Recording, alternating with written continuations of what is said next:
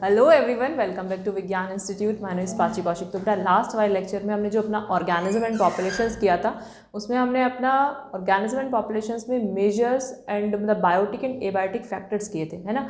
और उसमें हमने कुछ किया था अडेप्टेशंस, ये भी किया था, और उसमें हमने अपना एक रिस्पॉन्सेज भी पढ़ा था, जो हमारे एबायोटिक और बायोटिक फैक्टर्स में जो भी एक ऑर्गेनिज्म है अपना एक रिस्पॉन्स क्रिएट कर रहे थे।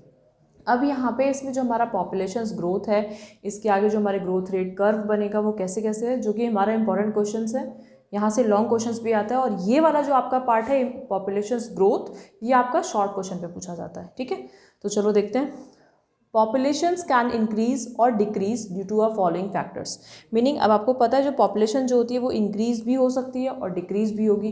जैसे सपोज जब वो इंक्रीज होगी तो उसमें क्या आता है हमारा natality B, total number of birth is given period of time. मतलब ये जो नेटिलिटी होती है वो हमारी टोटल नंबर ऑफ बर्थ, जितनी भी नंबर ऑफ पॉपुलेशन इंक्रीज हुई है, मीनिंग उसमें बर्थ आया है। इसको मैं भी आपको बताऊंगी। जैसे आपका बर्थ होता है, एक आपका डेथ होता है, ये आपको कैसे याद रहेगा कि कौन सा आपका मॉर्टेलिटी रेट होता है और कौन सा आपका नेटिलिटी होता है। तो देखो बर्थ बी, ठीक है, तो बर्थ में आपका ये क्या होगा, यहाँ पे आप इसको याद रखना एम डी। कैसे याद रखेंगे आप, एम डी। डी मतलब हो गया डेथ रेट, डी मीनिंग हो गया डेथ, और एम का मीनिंग हो गया आपका मॉर्टेलिटी। Clear, mortality.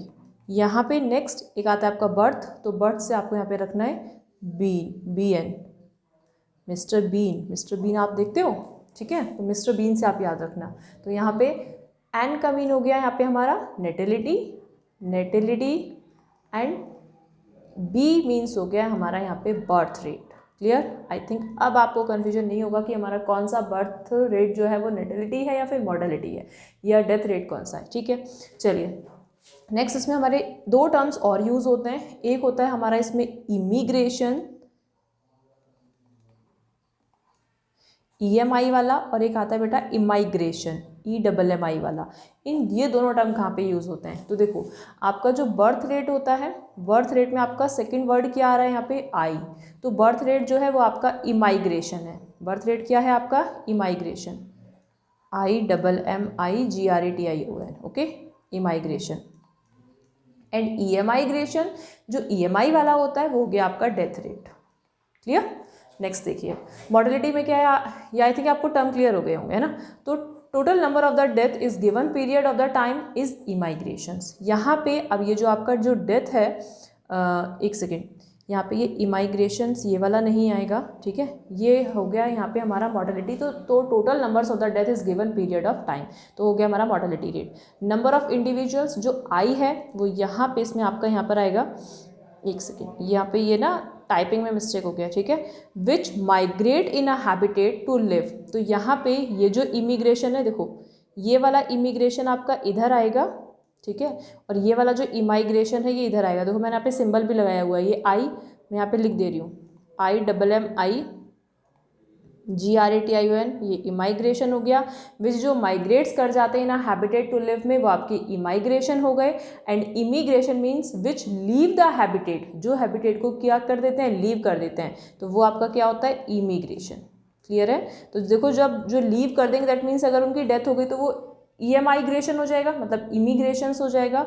इसको आप कैसे याद करेंगे, जैसे बर्थ रेट होती है तो मतलब EMI, एक होती है वर्ड, एक आपका EMI है और एक IMMI है। तो आई से आपको याद रखना कि बर्थ, बर्थ में आपका आई आ रहा है, तो आई क्या हो गया, IMMI, कोई चीज़ आ रही है, ठीक है। डेथ ई हो गया उसमें, तो मतलब जब डेथ रेट मतलब कोई भी एक पर्सन होता है, अगर वो हमारे पास से जाता है तो क्या होता है, हमारे पास से जा रहा है, नंबर ऑफ पॉपुलेशन हमारी कम हो रही है।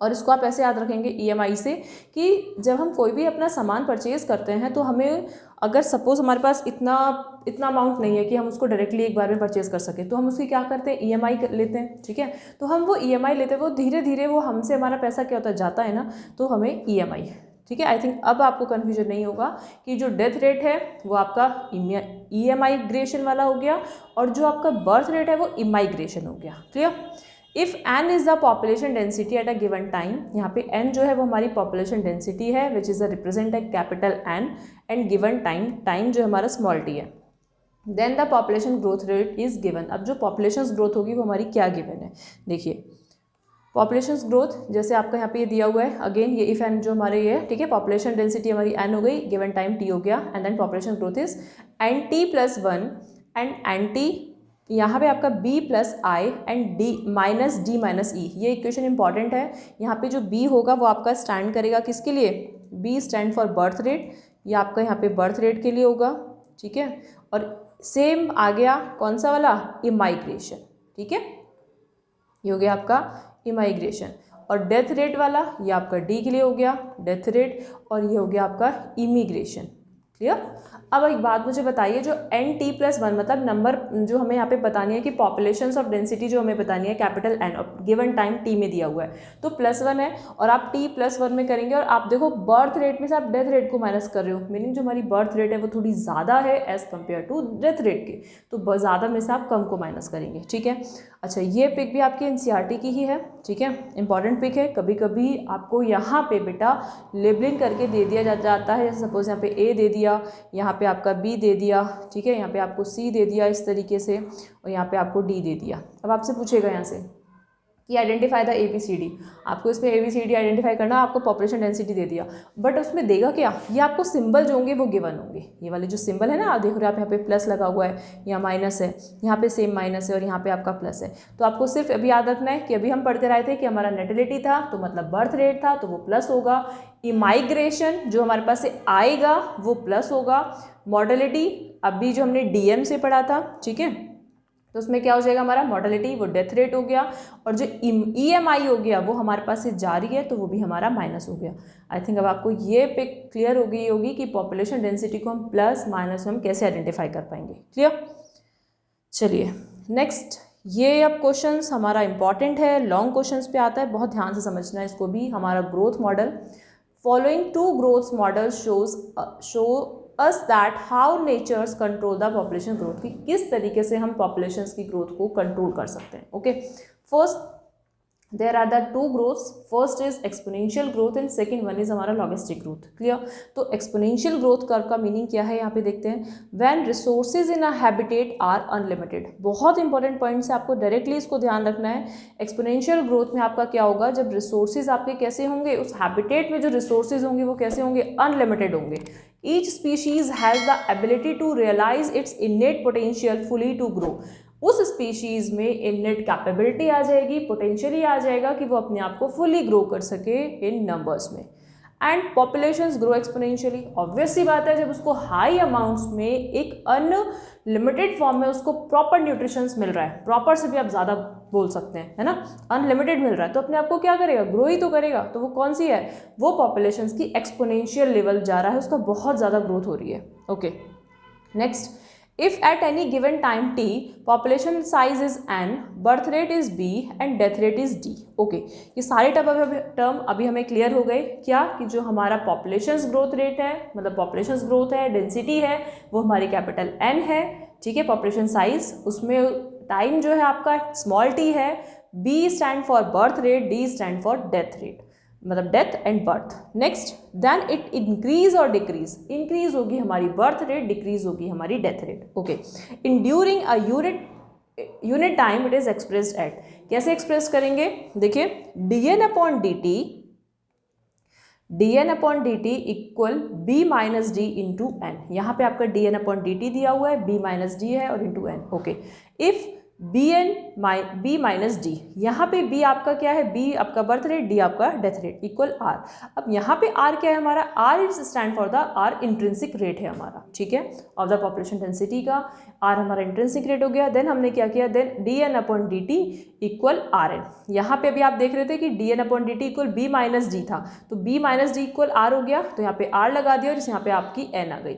आई थिंक ये इक्वेशन अब आपको क्लियर हुआ होगा कि dn अपॉन dt क्या है, d आपका डेथ रेट में आ गया यहाँ पे, ठीक है, एन आपका पॉपुलेशन साइज हो गया, डी आपका टी आपका टाइम हो गया, आर भी क्लियर हो गया, यहाँ पे आपको कैपिटल टी एन ये भी क्लियर हुआ। इसके बाद आप देखिए यहाँ पे आपकी पिक दी हुई है, ये भी पिक आपका same peak in the sense graph ही है, ठीक है। तो ये ग्राफ हमारा कहाँ पे है, हमारा एनसीईआरटी का ही है। कैसे पढ़ते हैं हम इसको, देखो यहाँ पे हमारी ये पॉपुलेशन डेंसिटी दिया हुआ है, ये इस टाइप से मैं यहाँ पे शॉर्ट में बना देती हूँ, ये आपकी पॉपुलेशन डेंसिटी है, ये मैं शॉर्ट में लिख रही हूँ PT, ठीक है, और ये आपका बेटा टाइम है स्मॉल t। अब आपने यहाँ पे देखा कि यहाँ पे हमें अनलिमिटेड ग्रोथ मिल रही है, अनलिमिटेड ग्रोथ हो रही है, मीनिंग जो हमें न्यूट्रिशंस है वो अनलिमिटेड मैनर में मिल रहा है। तो वहाँ पे जो स्पीशीज़ है या पॉपुलेशन है वो कैसी ग्रो कर रही है, एक अनकंट्रोल मैनर में ग्रोथ कर रही है। तो उसका जो ग्रोथ जो हो रही है वो बहुत कंटिन्यू में हो रही है। तो आप उसको बोलेंगे क्या होगा इसमें यहाँ पे dN/dt इक्वल RN। ठीक है, अब यहाँ पे एक कर्व भी बना रहा है, उस कर्व को अभी हम देखते हैं। ये कर्व जो है बेटा आपका जे शेप का कर्व बना रहा है। किस शेप का? As a J shaped curve, J shaped curve.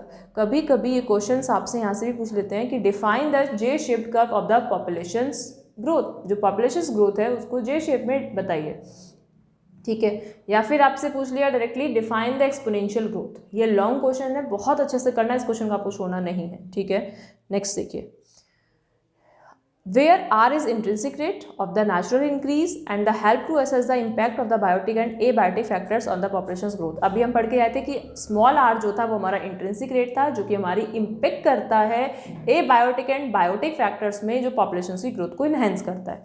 For above equation if growth is plotted against the time, अगर वो टाइम के अगेंस्ट बना था तो कैसी शेप थी? जे शेप कर्व थी, अभी हमने पढ़ लिया। The integral form of the exponential growth, अब अगर हम उसको अब इंटीग्रल फॉर्म में उसको लिखें तो ग्रोथ इक्वेशंस को हम कैसे लिखेंगे? NT equal N0 ERT। ये इक्वेशन भी आपकी इंपॉर्टेंट है, ये भी आपको ध्यान रखना। ये इंटीग्रल मैनर में आपकी इक्वेशन लिखी हुई है कि NT, मैं यहाँ पे लिख देती हूँ एक बार और, NT equal N0 ERT। Okay, क्या लिखा हुआ है? वेयर N, यहाँ पे जो आपका N है वो आपका क्या है? ये आपका जो NT है, ठीक है। NT आपका क्या है यहाँ पे? ये वाला NT, population density after time. Capital N बेटा पॉपुलेशन डेंसिटी था, बट यहाँ पे जो आपका NT लिखा हुआ है इस तरीके से, इसके नीचे जो T है, तो यह है पॉपुलेशन डेंसिटी तो है, बट ये आफ्टर टाइम है। उसके बाद यहाँ पे जो T है, ये जो आपका N0 है, ये क्या है? Population density at time 0। जब टाइम 0 है तब पॉपुलेशन की डेंसिटी है। एंड E इक्वल जो है at the base of the natural logarithms, जो लॉग की वैल्यू होती है वो आपकी 2.7.8 समथिंग है, ठीक है। तो ये आपकी E की वैल्यू हो गई। तो इससे हम क्या निकाल सकते हैं? R इंट्रिंसिक रेट निकाल सकते हैं। आपकी NCERT में डिफरेंट टाइप्स ऑफ R की जो इंट्रिंसिक वैल्यू है वो अलग अलग दी हुई है, ठीक है। उससे बताया कि हम पॉपुलेशन साइज को हम आइडेंटिफाई कर सकते हैं। ओके, यहाँ पे ये अभी हमने एक्सपोनेंशियल ग्रोथ कर्व पढ़ा। अब हम देखते हैं हमारा second logistic growth curve. Logistic growth में क्या आता है? When a population is growing exponentially there will be a competitions between the individuals for resources and the theory force of survival for the fittest implied. Meaning जब populations एक continue manner में, एक उन्हें unlimited form में आप बोल सकते हो न्यूट्रिशंस मिल रहा है, प्रॉपर फूड मिल रहा है, रिसोर्सेज मिल रहे हैं उन्हें, तो वो अपने आप को ग्रो करेंगे, ठीक है। अब ग्रो करेंगे तो बेटा उनके बीच में कंपटीशंस भी तो होगा। जब कंपटीशंस होगा तो क्या होगा? वहाँ पे जो ज़्यादा पावरफुल होगा वो ऑब्वियस सी बात है वो जीत जाएगा, है ना। और जो थोड़ी एक लेस एनर्जी अपने में रखता है वो क्या होगा? वो हार जाएगा, ठीक है। जब वो हार जाएगा तो क्या होगा? फिर वही तो एक थ्योरी है हमारी यहाँ पे। कौन सी थ्योरी है? Survival for the fittest. Meaning जो सर्वाइव कर गया अपने में, मतलब जिसने अपनी एनर्जी को शो कर दिया, एक्सप्रेस कर दिया, वो जीत गया, तो वही सर्वाइव कर गया, ठीक है। Next, the populations for the resources and the theory of survival of the fittest implies the populations will not grow beyond its carrying capacity के। जो अगर पॉपुलेशंस, अगर उसको एक लेवल दे दिया जाए, एक उसकी कैरिंग कैपेसिटी उसको डिफाइन कर दी जाए, तब तो पॉपुलेशन एक्स्ट्रा में ग्रो नहीं कर सकती ना। क्यों? क्योंकि अब तो उसका लेवल मार्क कर दिया कि इसका ये लेवल है, उसकी ये कैपेसिटी है। तो carrying capacity is stand for the K, capital K. For this type of populations growth if we plot growth is against time, अगर इसी भी टाइप की हम पॉपुलेशंस को एक अगेंस्ट टाइम में हम एक प्लॉट करें, then what we find? We get sigmoid curve and is represented as dN/dt equal RN। Yes, अभी तो हमने यहाँ पर पढ़ा था, ये तो हमारा सेम था, बट यहाँ पे हमारा एक्स्ट्रा में क्या आ जाएगा? K minus N/K। K is stand for carrying capacity. अब उसकी लिमिट बना दी। जब लिमिट बना दी तो अभी आपने देखा था, देखिए ऐसे, ये आपका यहाँ पे PD था, PD means population density, okay. यहाँ पे आपको क्या था? टाइम। तो आप देख रहे थे ये कर्व आपका इस तरीके से जा रहा था। क्या देख रहे थे आप? ऐसे करके जा रहा था, ये ऐसे जे शेप में जा रहा था, राइट। अब वो बोल रहा है कि वहाँ पे उसने उसको क्या दिया है? As a carrying capacity. Suppose, एक सेकेंड देखिए, इस तरीके से ये आपकी क्या होगी, ये के होगी, के स्टैंड फॉर कैरिंग कैपेसिटी। मैंने इसको हाईलाइट बहुत मार्क कर दिया। ओके, तो अब आप क्या देख रहे हैं, ये यहाँ से होती हुई यहाँ ऐसे करके यहाँ से जाती हुई इसको एक लिमिटेड मिल गया, एक लिमिटिंग रिसोर्सेज मिल गया। वहाँ अनलिमिटेड मिला था और यहाँ लिमिटिंग मिल गया। जब अनलिमिटेड मिल रहा है तो वो जे शेप का कर्व बना रहा है। कैसा? जे शेप। ओके, जे शेप्ड कर्व। और यहाँ पे जब बना रहा है तो वो सिग्मॉइड कर्व बना रहा है। तो इसका मतलब हमें यहाँ पे एक और क्वेश्चन बन सकता है और आता भी है, बोर्ड में क्वेश्चन पुटअप भी है। क्या? What is the difference between J shaped curve and sigmoid curve. ऐसा नहीं है कि आपसे डायरेक्टली बेटा नाम से देगा कि define the logistic growth curve and exponential growth curve. May be आपसे यहाँ से भी दे दे कि difference between, what is the difference between J shaped and sigmoid curve, तो आपको आंसर यही देना है। ओके, बस इक्वेशंस में आपको थोड़ा सा याद रखना है कि अगर एक्सपोनेंशियल की बात करेंगे तो वहाँ पे हमारा अनलिमिटेड रिसोर्सेज होगा, तो dn/dt इक्वल rn हो गया। और जहाँ पे आपने लॉजिस्टिक ग्रोथ कर्व देखा वहाँ पे आपका सिग्मॉइड कर्व बनेगा और अनलिमिटेड नहीं होगा वहाँ पे, अब वहाँ पे लिमिटेड रिसोर्सेज होंगे, वहाँ पे कैरिंग कैपेसिटी होगी। तो आप वहाँ पे क्या लगा देंगे, dn/dt equal rn k minus n/k। Okay, आगे आइए। Where is N population density at time t same है। r हमारा intrinsic rate of natural increases, जो नेचुरल इंक्रीजेस होता ही जा रहा है, and k stand for carrying capacity. देखिए दोबारा से, वहाँ पे अभी हमने देखा था ये वाला कर्व कैसा था, ये वाला कर्व आपका जे शेप का था, जे शेप, ठीक है। और ये वाला जो कर्व है आपका कैसा है, सिग्मॉइड। तो आपने देखा dn/dt equal k minus n/k, तो ये वाला हो गया आपका सिग्मॉइड कर्व। क्लियर?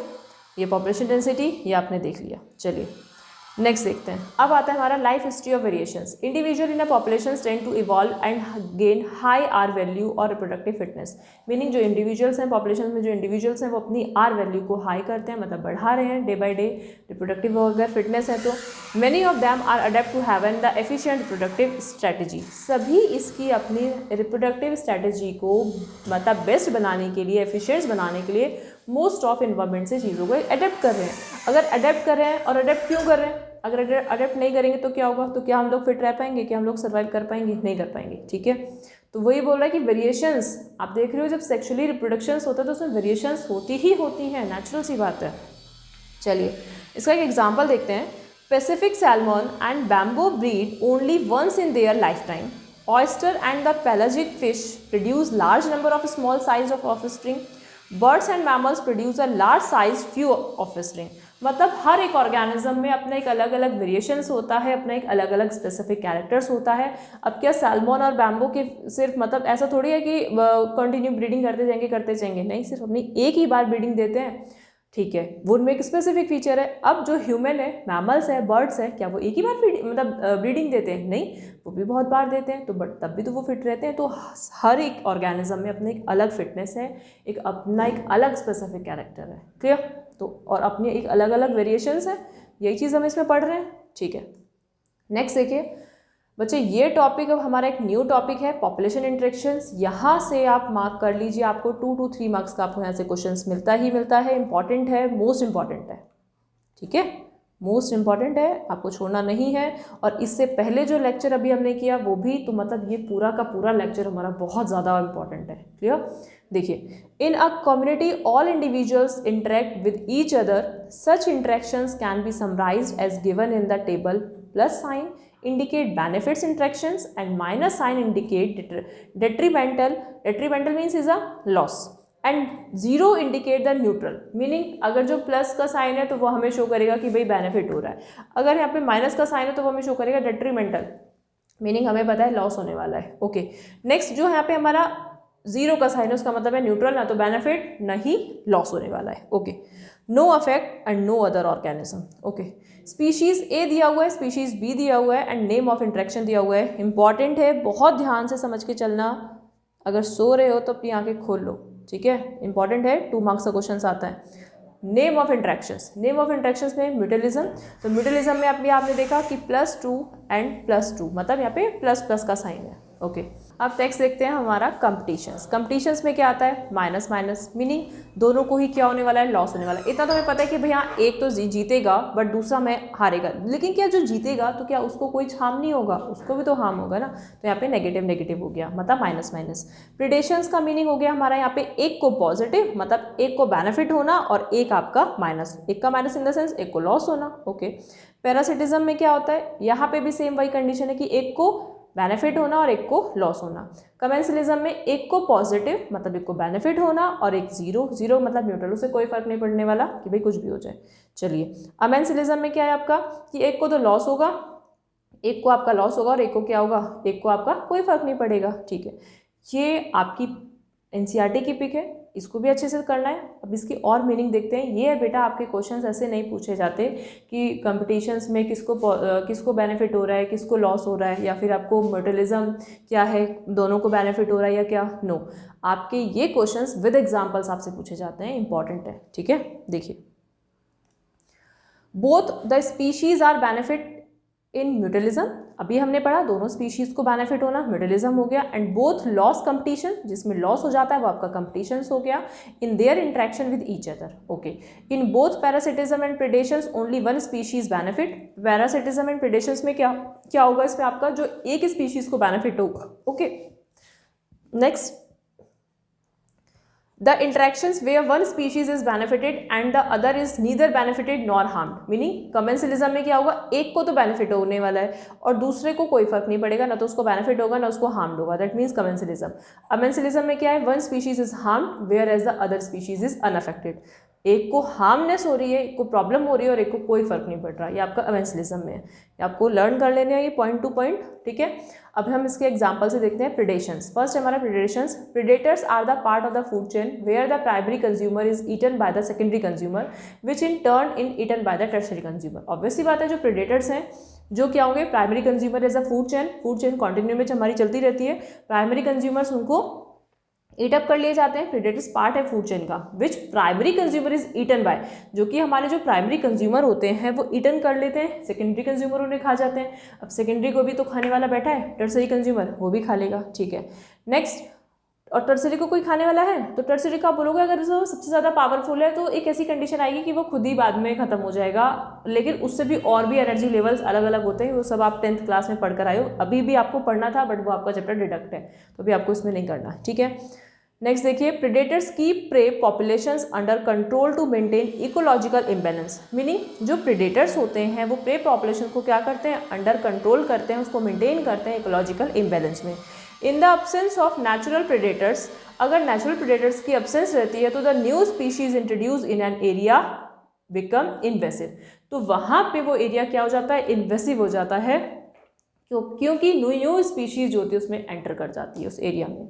जैसे example, prickly pear cactus when introduced in Australia in early 1920s became invasive and could be brought under controls only when its natural predators, a cactus feeding moth, was introduced। Meaning जो आपका cactus था 1928 में जैसे जब उसको introduce किया तो वहाँ पे उसकी बहुत ज़्यादा इन्वेसिव पॉपुलेशन ग्रोथ कर गई। ठीक है, अनकंट्रोल्स में हो गया, only when it's natural predators. अब उसको कौन कंट्रोल कर सकता है, सिर्फ उसने किसको किया, predators are cactus feeding moth ने किया। ठीक है, मॉथ वॉज इंट्रोड्यूस, जब उसने मॉथ इंट्रोड्यूस किया गया था तब उसने वहाँ पे उसको कंट्रोल किया। नेक्स्ट देखिए, नेक्स्ट में क्या आता है, in an experiment when a predators starfish pesters was remove from the enclose intertridial areas, more than 10 species of the invertebrates become extinct। जब यहाँ पे 10 species से ज़्यादा invertebrates की extinct हो गई within a year में, तो because of the interspecific competitions, तो दोनों के बीच में क्या हुआ, interspecific competitions हुआ, तभी वो क्या हो गई, वहाँ से extinct कर गई। ओके, अल्टरनेटिवली नेक्स्ट पॉइंट आता है इसमें आपका, alternatively to prevent predations various defence mechanism.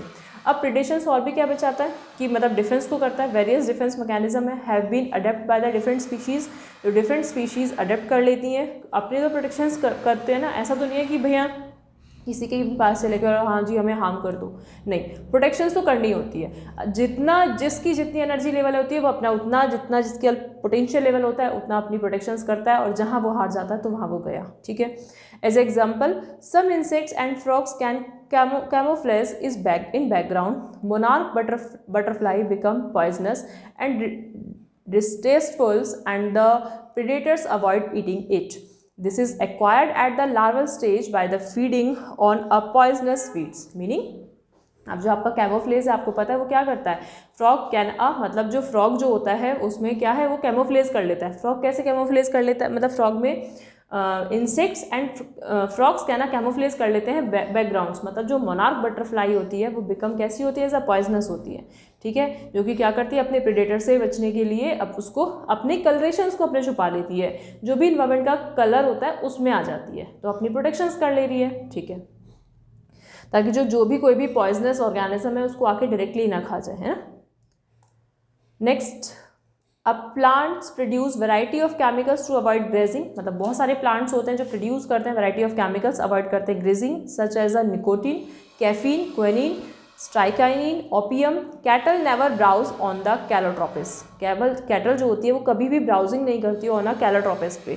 It produce a highly poisonous cardiac glycosides, मतलब जो आपका ये क्विनिन होती है, कैफीन होती है एंड स्ट्राइकाइनिन होती है, ओपियम्स होती हैं, ये सब क्या करती हैं, ये बहुत ज़्यादा एक हाईली पॉइजनस प्रोड्यूस करती हैं, कैटल्स वगैरह के लिए भी वैसे भी हार्मफुल होती हैं।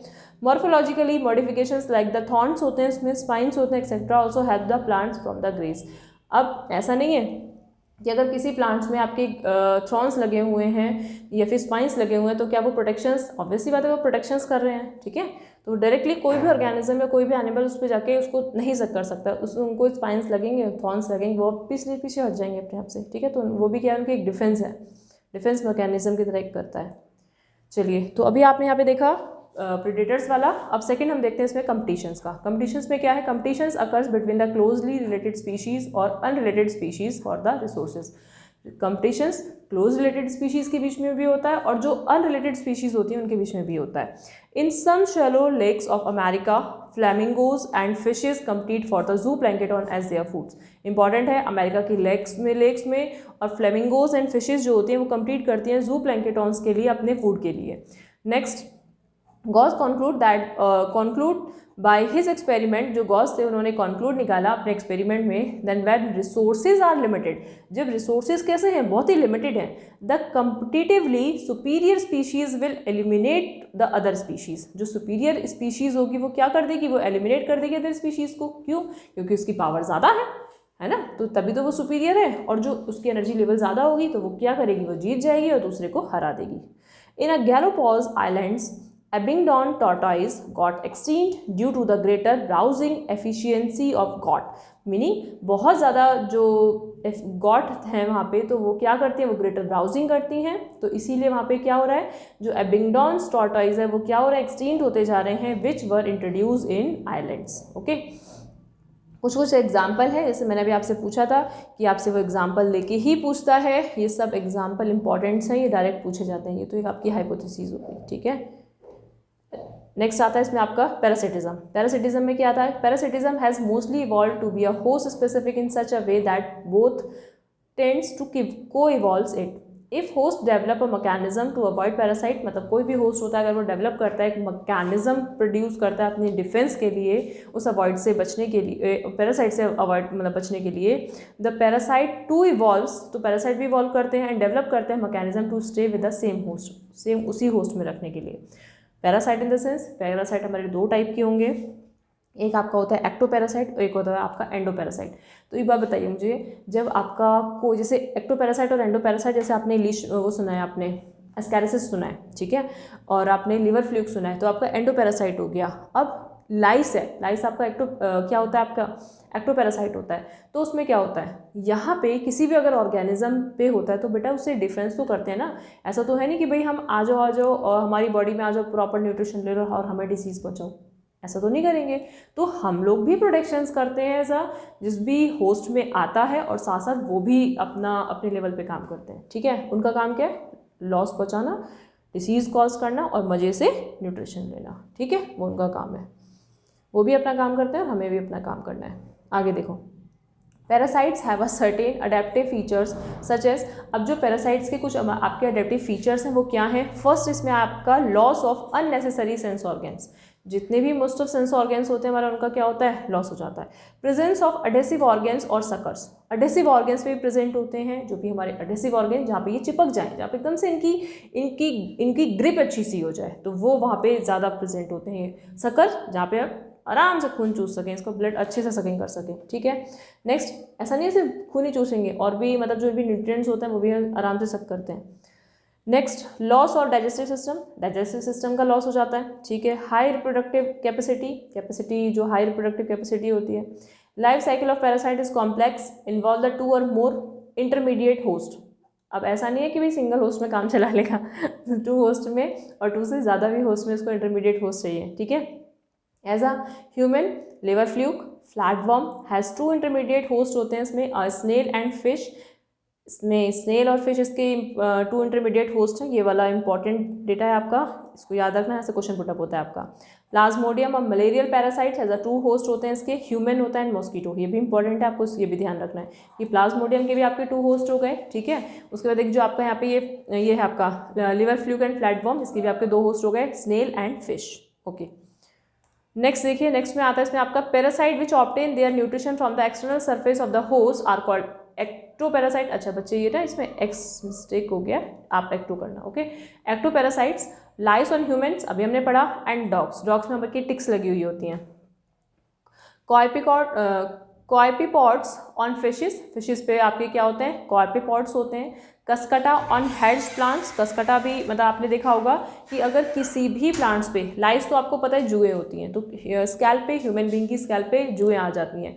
डॉग पे, कैट पे छोटे छोटे टिक्स होते हैं, जिनको अगर निकालते तो आप देखते हो जो कैट और डॉग होते हैं उनका क्या होता है, उनका ब्लड सक हो जाता है वहाँ से, तो बहुत ज़्यादा अंदर एकदम जाके चिपक जाती हैं वो, ठीक है, उनकी स्किन पे। और कसकट ऑफ द हेज प्लांट्स, आपने देखा होगा किसी भी प्लांट्स पर अगर येलो कलर की अगर बेल सी लग जाती है, उसको बोलते हैं आपका कसकटा मीनिंग अमर बेल। तो वो क्या करती है, उस पूरे ही प्लांट का न्यूट्रिशन खा जाती है। तो क्या है, एक्टोपैरासाइट है, उसको तो हार्म कर रही है, खुद का बेनिफिट हो रहा है।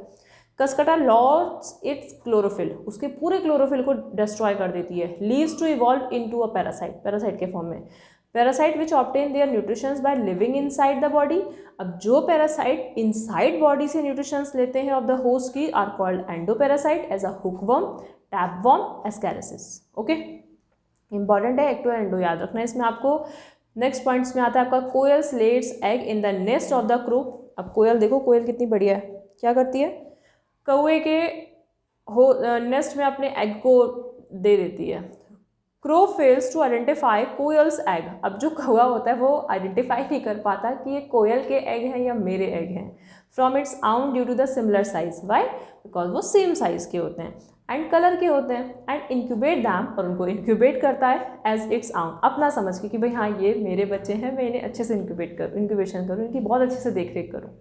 This phenomenon is called a brood parasitism, ये भी बहुत इंपॉर्टेंट है। अब पैरासिटिज्म तो अभी आपने पढ़ लिया ना, क्या है कि एक को तो बेनिफिट हो रहा है और दूसरे को लॉस हो रहा है। तो लॉस क्या था उसका, कि कौवा पहचान ही नहीं पाया कि ये कोयल के एग हैं, और वो मज़े से वहाँ पे उनको दे गई, छोड़ गई कि भाई तुम मेरे बच्चे को पाल दो, और फिर वहाँ से वो उसको लेके चली गई, ठीक है।